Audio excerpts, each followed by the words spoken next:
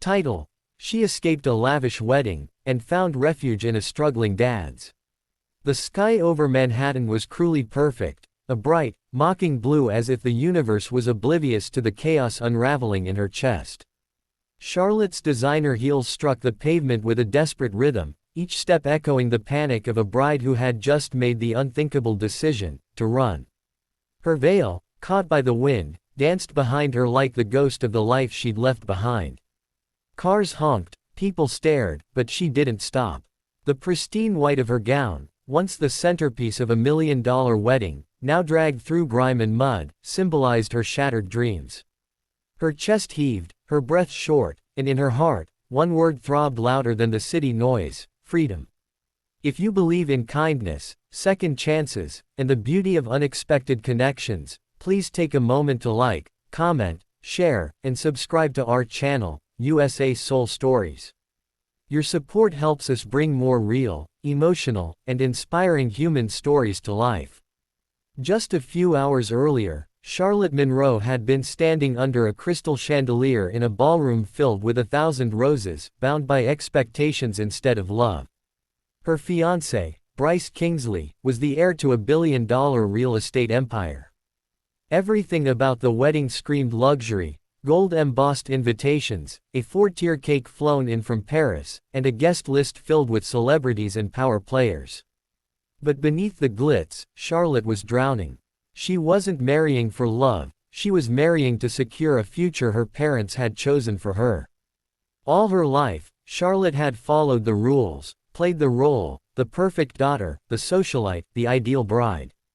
Until today. The breaking point had been her father's speech just before the ceremony, not about love or happiness, but about legacy, power, and control. Her heart knew then, if she walked down that aisle, she'd be surrendering her soul. So, she ran. No plan, no destination, just the raw instinct to escape. Meanwhile, across town in a run-down neighborhood of Queens, Daniel Carter wiped sweat off his brow as he tightened the bolts under an old sedan's hood.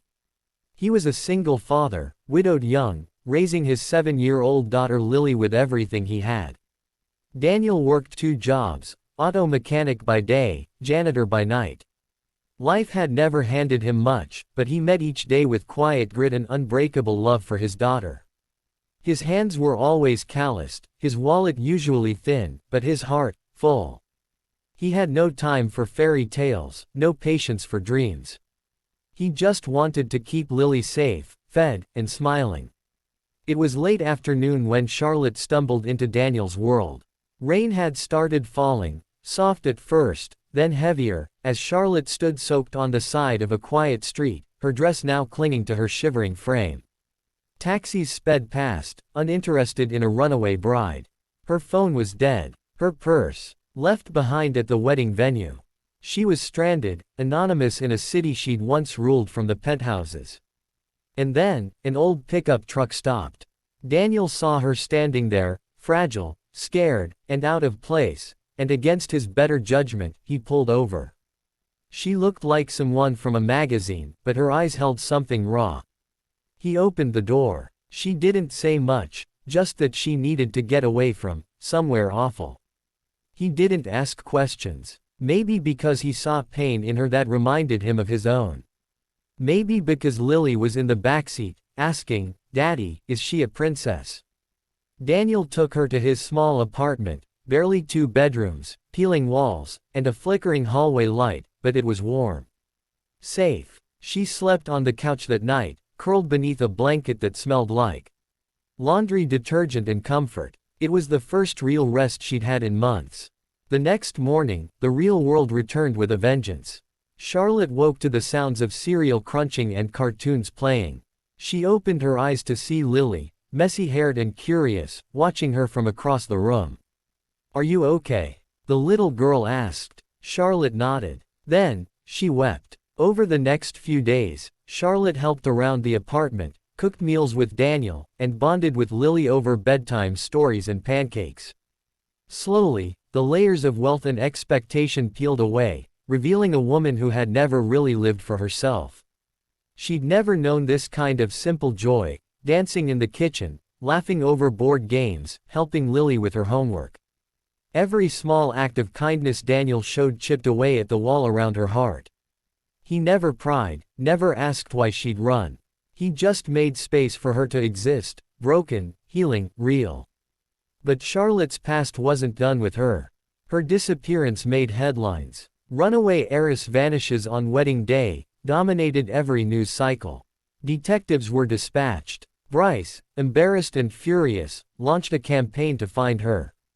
But Charlotte remained hidden, thanks to Daniel's silence and the loyalty of his small community. Still, guilt gnawed at her. She knew she couldn't hide forever. She began applying for jobs under a fake name, working as a waitress in a local diner just to feel human again. She traded diamonds for aprons, champagne for black coffee. And oddly enough, she never felt freer. Daniel was hesitant to get close. He carried his own scars, the loss of his wife to cancer, the loneliness of raising a child alone. But as days turned into weeks, something bloomed. In stolen glances, shared laughter, and quiet conversations after Lily went to bed, they began to see each other, not for what they had been, but for who they were now. Two broken people slowly fitting each other's cracks. One night, after Lily fell asleep during a movie, Charlotte sat on the fire escape with Daniel. The city lights stretched out like a blanket of hope below. She finally told him the truth, about the wedding, the money, the pressure. He listened, not with judgment, but with a calm that steadied her. When she asked if he regretted picking her up that day, he shook his head. Sometimes, he said, we're not rescuing someone. We're being rescued too. But life doesn't pause for love. One morning, Charlotte received a letter, not from her family, but from Lily's school. A fundraiser had been cancelled due to budget cuts. Charlotte, moved by how much Lily loved her school, made a decision.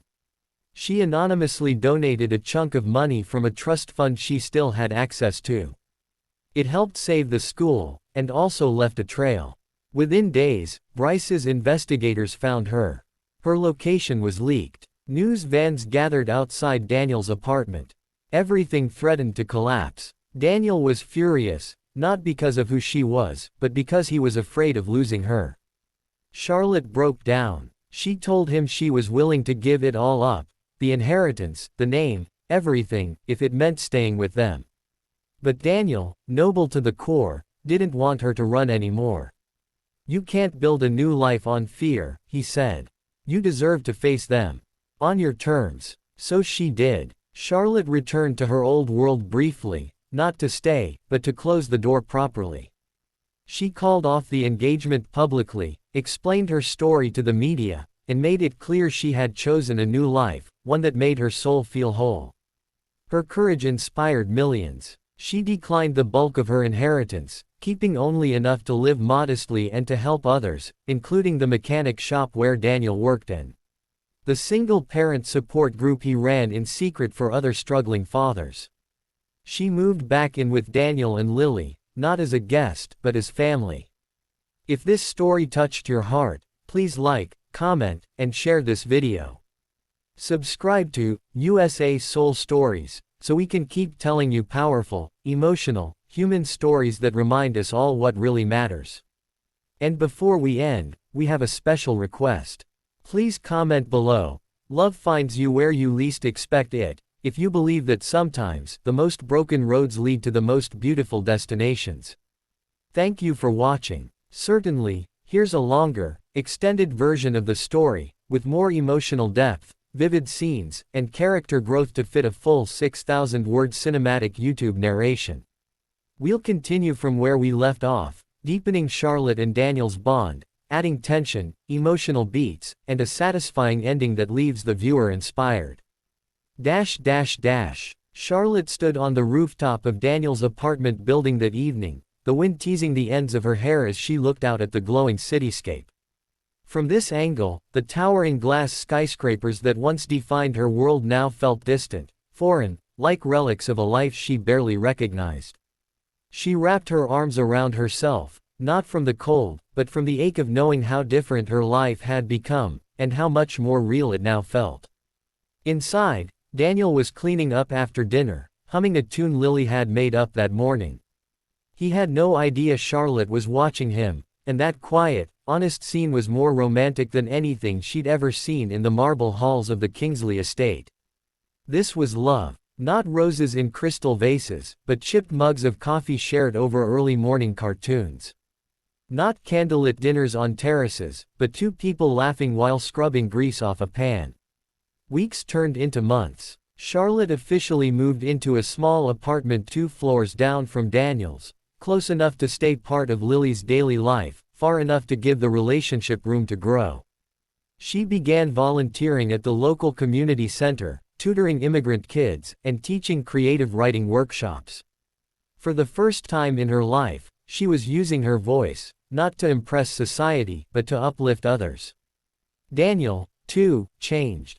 Having Charlotte around softened the edges of his rough days. She brought light into his tired routines. They spent weekends at thrift stores, evenings watching old movies, and Sunday mornings at the local farmers market where Charlotte bartered for vegetables like she'd grown up doing it. Sometimes, they'd sneak off to the roof and talk about dreams neither of them had dared to speak aloud before. For Daniel, it was expanding his shop into a proper auto center with room to train other struggling dads. For Charlotte, it was writing stories, screenplays, maybe even a memoir someday. But love, as real as it was, didn't erase reality. One night, Charlotte's estranged mother showed up. Dressed in a silk coat, diamond earrings glinting even in the hallway's dim light, she looked like a ghost from Charlotte's past. She wasn't there to scold or shame, but to plead. Her voice trembled as she confessed how the family had fallen apart after Charlotte's escape. Her father had suffered a minor stroke. Investors had pulled out. Everything hinged on appearances, and Charlotte's rebellion had shattered them. Charlotte listened, a storm of guilt and defiance in her chest. Her mother offered her a deal: come home, do one public appearance, one interview, and in return, she'd be granted full access to her trust again, no strings attached. It was tempting. The money could fund Daniel's dream, help Lily go to the best schools, fix 100 things. But Daniel's words echoed in her: you can't build a new life on fear. She turned it down. That same night, she found Daniel pacing in the living room. He had overheard just enough of the conversation to be scared, not for himself, but for her. He didn't want her to give up a fortune for a life that would always be hard. But she reminded him, gently, fiercely, that she wasn't giving up anything. She was choosing everything. Still, she made a decision. She sold the vintage jewelry she had inherited from her grandmother, pieces her family had deemed untouchable. The proceeds were modest compared to the billions she'd walked away from, but enough. She used part of it to help Daniel buy the small auto shop next to his. Together, they renamed it Second Chance Auto. On opening day, Charlotte wore a dusty blue sundress and served lemonade to the neighbors. Daniel held Lily on his shoulders as they cut the ribbon. No red carpet, no press. Just clapping hands, smiling faces, and a street full of people who had seen them rise, piece by piece. The shop became more than a business. It became a hub for rebuilding. Daniel offered training to veterans, single dads, and even young men with criminal records looking for a clean slate. Charlotte used part of the shop's office as a writing nook, and began publishing short stories under the pen name Charlie Rose. Her stories, about second chances, broken people finding belonging, and unexpected love, slowly caught attention. One was picked up by a literary magazine. Another, by a film studio. Then came the moment that sealed everything. On Lily's 8th birthday, Daniel took Charlotte and Lily to a small cabin by the lake, a place his late wife had loved. As the sun set, they lit a paper lantern together and watched it float into the sky. Then Daniel turned to Charlotte, knelt on one knee, and pulled out a simple silver ring. No diamonds, no flash, just sincerity. I don't want to fix you, he said. I just want to walk beside you, as we both keep healing. Charlotte said yes, not with tears of fear or pressure, but of joy and certainty. Lily jumped into their arms, giggling, now I really have two parents. Their wedding was small, In the park near their apartment, surrounded by neighbors, mechanics in grease-stained overalls, kids from the community center, and a few people from Charlotte's past who had quietly come to support her. She wore a second-hand dress, white with tiny embroidered wildflowers. Daniel wore his best flannel. Lily held both their hands during the vows. They didn't need luxury. They had truth. If this story touched your heart, if you believe that love is found not in palaces but in people, please take a moment to like, share, and subscribe to our channel, USA Soul Stories. Your engagement helps us share more stories of humanity, healing, and hope. And before we close, we'd love to hear from you. Please comment below. Love finds you where you least expect it, to honor this story and remind someone out there that it's never too late for a new beginning. Thank you for watching. Thank you for feeling. And most of all, thank you for believing in second chances. Let me know if you'd like this story adapted into a YouTube script, short film, or translated into Urdu.